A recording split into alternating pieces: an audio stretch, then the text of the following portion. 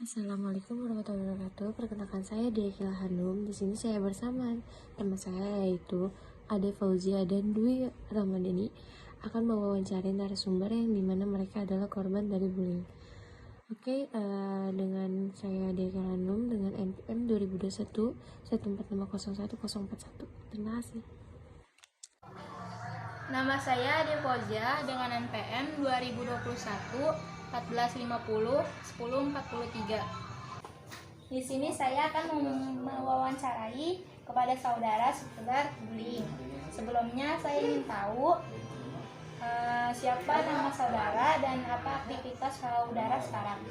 Nama saya Diana Larasari, saya sebagai mahasiswa. Saya ingin bertanya, apakah sewaktu bersekolah saudara pernah menjadi korban dari bullying? Apakah saudara tahu tentang apa itu bullying? Bullying itu seperti mengolok-olok atau mengejek kejelekan seseorang. Apa yang menjadi penyebab terjadinya bullying itu sendiri? Senang mengejek orang lain dan punya dendam sama orang tersebut. Apa yang ditimbulkan dari adanya bullying bagi para korban bullying? Memiliki perasaan pemarah, sedih, frustasi, dan suka menyendiri. Bagaimana cara mencegah terjadinya tindakan bullying tersebut? Memberikan sosialisasi pemahaman perenungan di lingkungan sekolah. Apa perbedaan bullying dan cyberbullying? Perbedaan antara bullying dan cyberbullying adalah proses interaksi. Bullying terjadi karena pelaku dan korban berhadap muka. Sedangkan cyberbullying terjadi ketika mereka tidak berhadapan. Apa yang Anda lakukan agar tidak menjadi pelaku bullying? Pertama, tunjukkan prestasi. Yang kedua, jalani pertemanan dengan orang banyak. Yang ketiga, tumbuhkan rasa percaya diri. Yang keempat, tidak terpancing untuk melawan. Yang kelima, jadikan bulian sebagai penyemangat untuk sukses.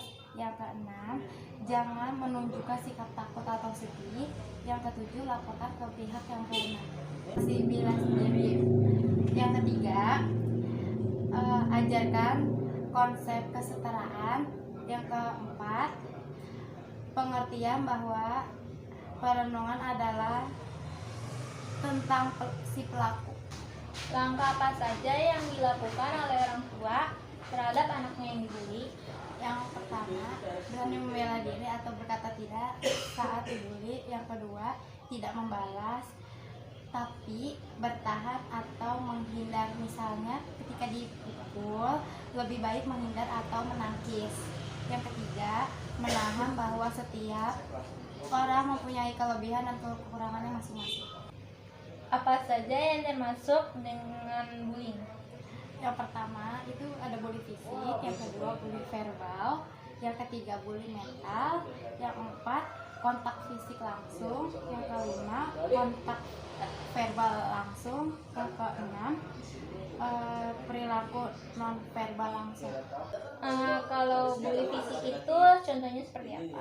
Contohnya kayak misalnya ini bisa banget, ini kamu jerawatan, kamu muka lu gitu sih, jelek banget, kamu hitaman sih gitu, jadi menghina fisik gitu.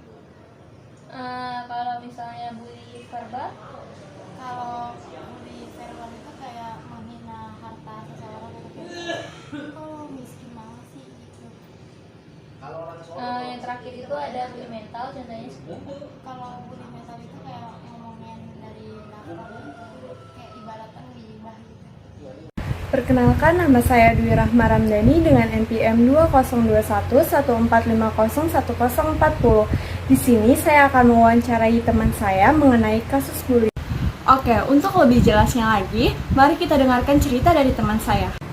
Oke, perkenalkan, nama saya Tasya Aprilia, saya mahasiswi dari Universitas Mercu Buana. Saya akan menceritakan sedikit kisah saya yang terkait kasus bullying. Saya mengalami bullying pada masa sekolah, tepatnya di kelas 2 SMA. Kasus bullying yang saya alami yaitu karena keambisan saya.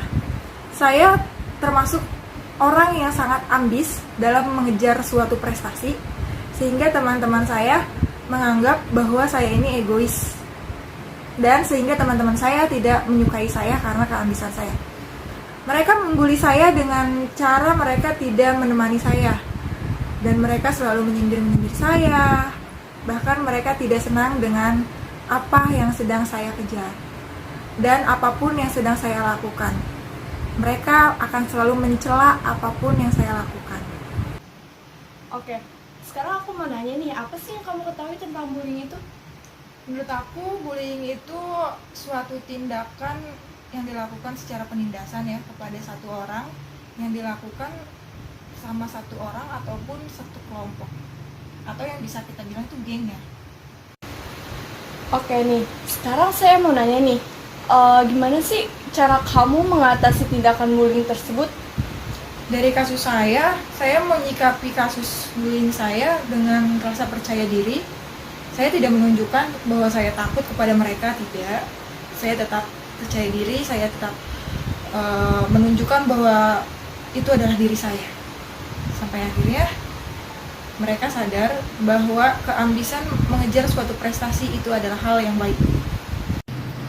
Oke, yang terakhir, aku mau nanya nih sama kamu, apa sih dampak yang terjadi setelah kamu mengalami tindakan bullying tersebut? Dampak yang terjadi di diri aku ya aku jadi males untuk sekolah, aku malas bertemu teman-teman yang membuli, karena itu membuat mental down. Tapi dari situ aku berpikir bahwa tidak selamanya bullying itu ada. Maka dengan rasa percaya diri, aku memberanikan diri, aku lebih berani untuk menunjukkan bahwa aku tuh tidak takut dengan apa yang mereka lakukan kepadaku. Baik, terima kasih untuk waktu dan informasinya. Semoga dari kasus yang kamu alami ini membuat kamu lebih tegar, berani, kuat, dan semangat. Pokoknya jangan pernah menyerah. Dan untuk kalian semua yang pernah mengalami bullying, jangan pernah menyerah dan tetap semangat. Baik, kesimpulannya adalah bullying merupakan tindakan yang disengaja maupun tidak disengaja, tetapi dengan jelas menyebabkan ketidaknyamanan, penghinaan, kerugian, kejahatan, dan penderitaan bagi korban yang dapat menyebabkan lingkungan kerja atau sekolah yang tidak menyenangkan, di mana korban sama sekali tidak menginginkan perlakuan tersebut. Bullying sebagai bentuk kurangnya pendidikan agama dalam diri seseorang, karena jika seseorang paham akan agamanya, mengerti akan Tuhannya, maka ia akan berperilaku sesuai dengan yang diperintahkan Tuhan dan meninggalkan apa yang dilarang Tuhannya. Pengajaran agama begitu penting sejak dini dan dilakukan dalam keluarga. Saran untuk bullying adalah pelajari agama dengan benar,